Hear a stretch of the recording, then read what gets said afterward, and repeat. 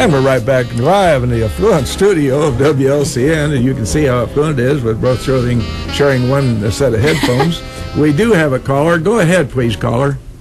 Hi, my name is Karen Sams Davis, and I'm calling in because this is this program that you're talking about is new to me, but our church is going to begin one in just a couple weeks for children who are on the free or reduced price meal program at school. Mm-hmm. And we're starting small, experimenting, seeing how what we need to do to make this program successful. It's called Blessings in a Backpack, and it's a nationwide program to feed elementary school children who might have little or no food on the weekends, and of course their parents qualify for them to be in this free or reduced price meal program. Mm-hmm. And it costs $80 to feed one American school child in this program for an entire 38-week school year.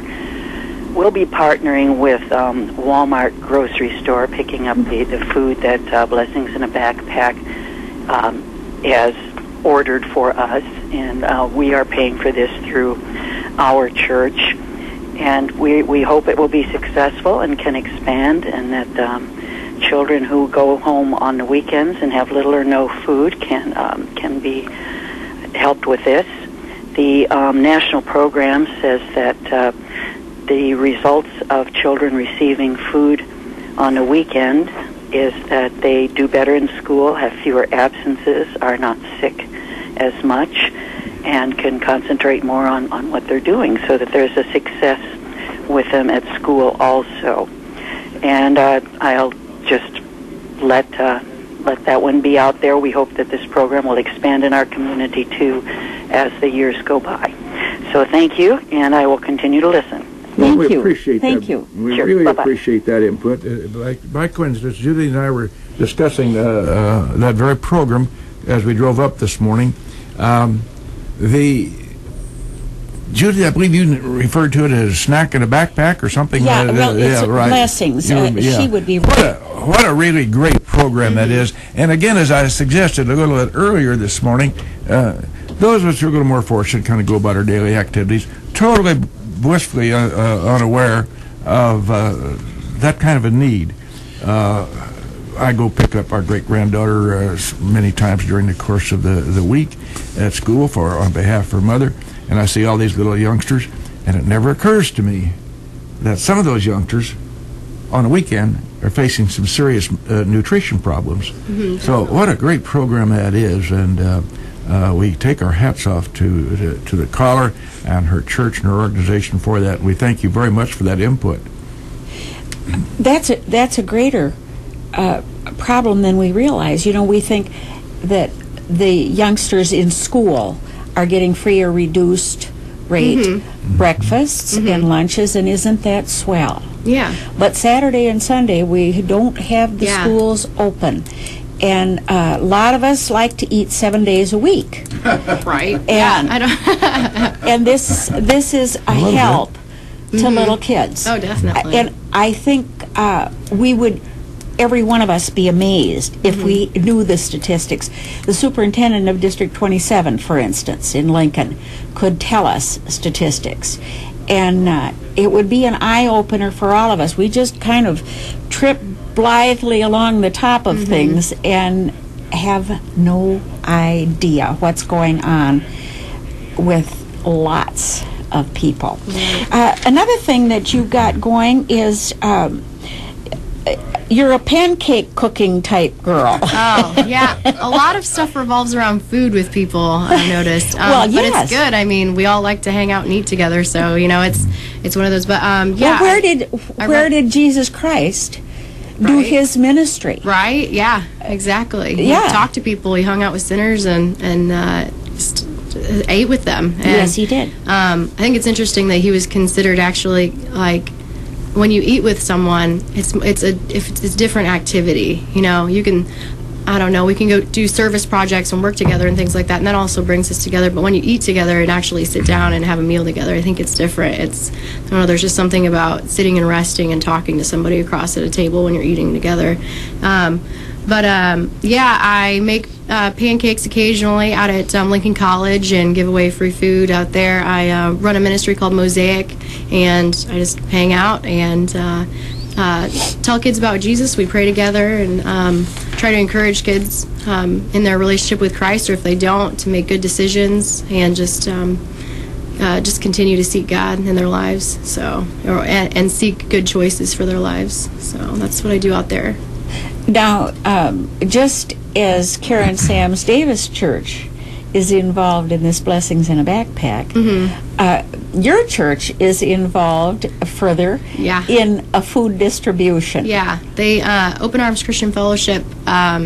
We're at 311 Broadway. If anybody's interested, give a plug for them. We have a 9 a.m. service and 11 a.m. now. And yeah, we actually have bread in the fellowship area right now. If anybody wants to go get some at 311 Broadway in Lincoln. Yeah, we get bread from a distributor that it's going to basically be all thrown away. I don't know if that's one thing that kind of miffs me about our country is a lot of people are hungry, but there's a lot of funny laws and there's a lot of funny stuff that goes on where a lot of food gets wasted and a lot of food gets thrown away. Well, if your ketchup bottle expired on the 24th and today is the 25th, you will not die from having ketchup. Right? Okay. Yeah. Now, I have a grandson, God love him, who is absolutely devoted to expiration dates. Yeah. It's a real thing. It is like, oh my goodness, he'll go through his mother's refrigerator. He's even tried it on mine. And if it expired yesterday, it's out of here. Right. But really, if your bread expiration date is yesterday, you could put a slob of peanut butter on there and have a good snack. Yeah. And I don't advocate eating meat past the date or anything like that. I'm not saying, that type of thing. But, we used to just, look at a piece of fruit. Does it have, a blemish on it or mold? Then it's probably, bad or going bad or cut it off or whatever. But now it's like supermarkets just out the door. All of it. It's done. Don't try to save any of it. It's all gone. But though there are programs like Feeding America works with Walmart, and then there's other, Kroger donates a ton to the food pantry here in Logan County. So there is a lot being done with things like that. But yeah, bread goes to our church, and sometimes we do get moldy and we throw it out. And we make sure that we give away good food. And it's not, nothing's wrong with it. It just needs to be eaten. Not only do we not particularly enjoy blue food, right, or fuzzy. But there are laws that govern this, and it isn't the fault of the merchandiser. It's a fact of life that that we have these laws that we have to they have to abide by. Yeah, exactly. You go down the aisles at any given grocery store, and think of this all over this country. And you think of the incredible amount of waste. Yeah. And when you total it all up, it'd just be mind-boggling. And there's so much want out there, and you just think there must be some ways to do it. You're doing this at a basic level.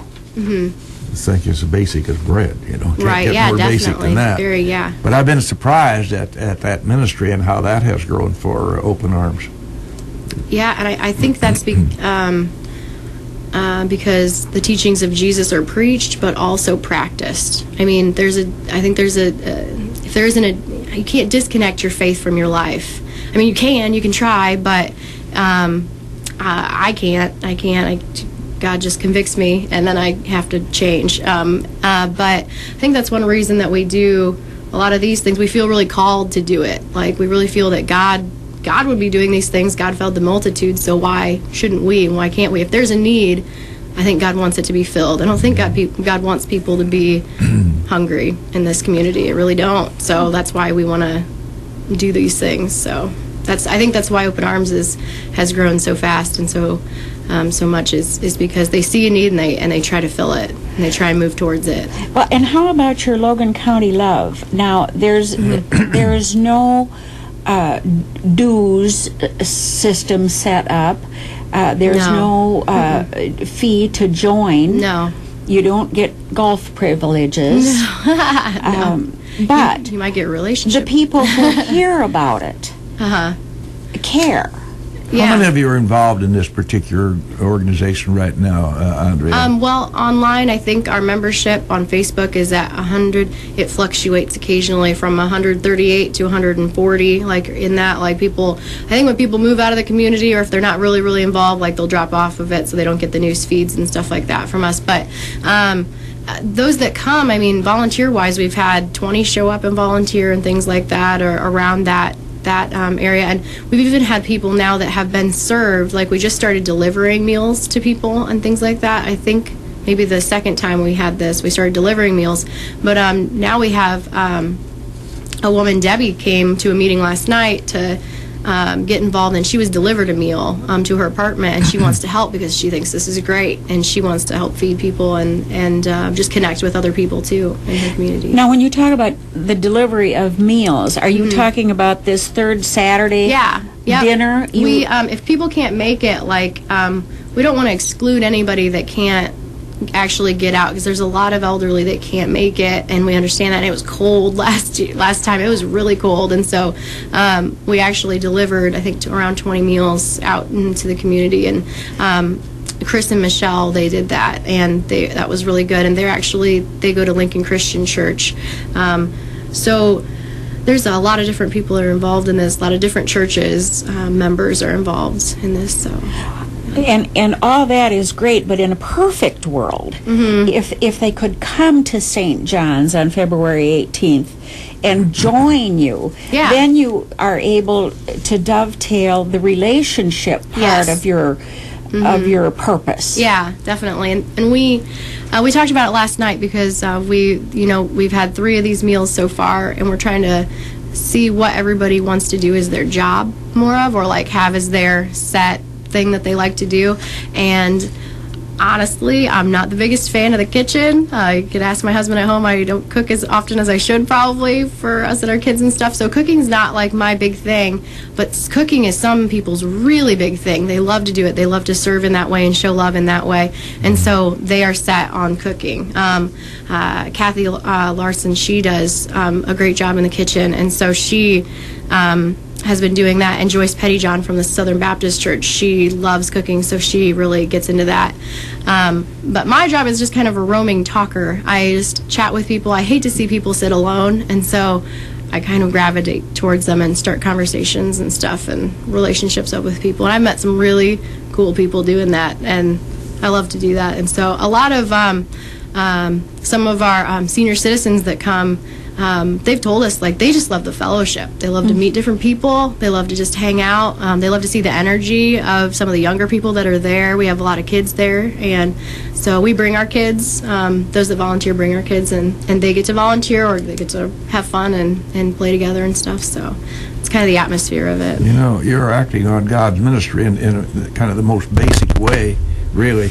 Now, you mentioned the word Facebook. Now, you believe it or not, Andrea, in this time today, and as advanced in technology as we are, some of us out here may not know what Facebook is. So why don't you just take a quick moment to tell about Facebook and how you're using it? Right. Well, it's can be either used for good or bad. I think it can be a good thing. Most things are like that. Right, exactly. And it's a free website, www.facebook.com, and you just go on there and you can make your own profile of who you are. And that's the thing, you can make whoever you are, whatever you want to be, because it's online. Nobody can know you really. But the good thing about Facebook is it's a good way to connect with people in your community that are in the same area. And so most of our, I think most people that are on our Facebook site, that's a free group site, are from the Logan County area and stuff. And so I can post something on our Facebook webpage group, and everybody from that group can see it and look at it and know what we're doing and when. And we can even advertise for, like, Logan County Food Pantry. They have their, you can volunteer for them Tuesdays and Thursdays of every week, except for like around holidays or Christmas or something like that. But Tuesdays, they start from, I think they want volunteers to be there around 8, and they start at 9 and end at 11, I think it is, on Tuesdays. But I can put that up there so people can see what services need done. So we like to promote all ministries that are going on as long as they're helping people. And so that's kind of what Facebook has really helped us do, is just kind of promote free. So we're a free site, pretty much people anyway. So, but people have been donating to us. There needs to be a caveat attached to that, and that is you can about hear or see anything you want. That right. would be whether it be on Facebook or on Alvy's drugstore corner. There was that. There was that. But you need to be aware of the fact that there's some wild things out there that, on the internet that aren't so hotsy-totsy. No, they're no good. Yeah. So we need to be very careful of that. Yeah, definitely. Me and the other administrator, Kat, she has, we have control over the Facebook group site. So if anybody puts anything up there that's like a little iffy or like weird, we just erase. Or if it's an advertisement, like, we're not about that. Sorry, but we're about helping people, so we just we delete it. And I politely tell people, we're not an advertising site. We're not trying to sell stuff. We're just trying to help people. But you are using this in a great way, as a great communicating tool. Yeah. To tell about your mission and what you're about and what you're trying to do for people who have a real need in the area.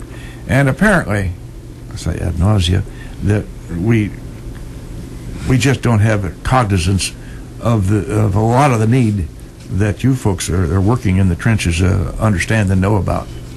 Well, if anybody's interested, just come hang out sometime and have a meal. And the cat's back. Hi, cat.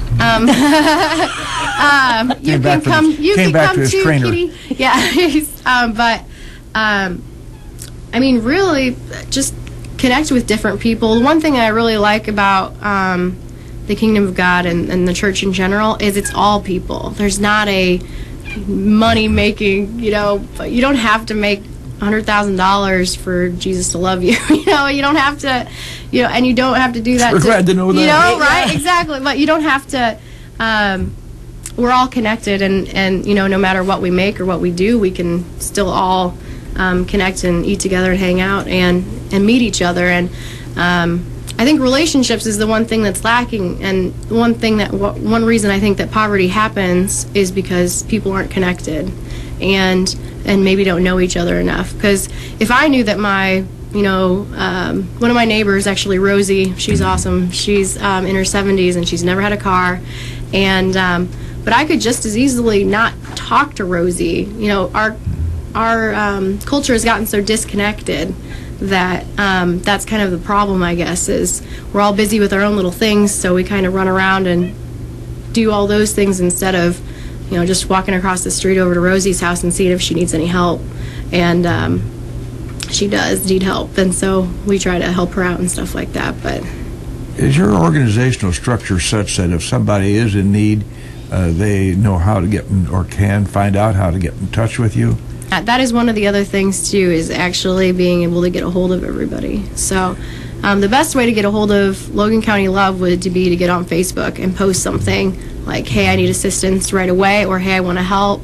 What can I do? Or just ask to be invited to the group. I get on it almost every day because that's what happens with Facebook. You get addicted to it, and then you can't get away from it. But but that would be a way to get a hold of us. Now, if there's someone who isn't going to be able to cook over at St. John's for the 18th of February. Yeah. What about donations? To whom would they send them? How would they address them? St. John's has been really great about that. They actually are holding our cash donations and things like that. They have a ministry thing set aside for us and stuff. And so those are the things that we've been doing with that, is kind of setting it aside and using it when we need it, or giving it away. We don't keep any food really unless we know we're going to use it pretty soon for the next meal or the next couple meals. We have a ham actually we need to get to use here pretty soon, but I think that's going to be for an Easter type of a thing that we're going to use that for. But you can drop it off either at St. John's or It might end up, though, at a local food pantry. I can't say that we would use it immediately for that. But if anybody wants to donate... But there'd be financial donations. Yeah, if you want to financially... No expiration date. No, exactly. Hey, those are good. Also, like, IGA has given us gift cards to use and things like that. Like, that's really great. Yeah. But if anybody wants to donate, you can get a hold of St. John's United Church of Christ. They would be a good place to call and talk to about that. Or just contact us on Facebook or show up February 18th when we're all there. If anybody does want to donate for the next meal, it's going to be spaghetti. So we need noodles, and I think we've got the garlic bread figured out, and we need brownies. So that's it. It all needs to be cooked, though, in a commercial kitchen. There's certain laws that we have to hold by for giving out a free meal, and so boxes of brownies and things like that we can make would be great. So, yeah.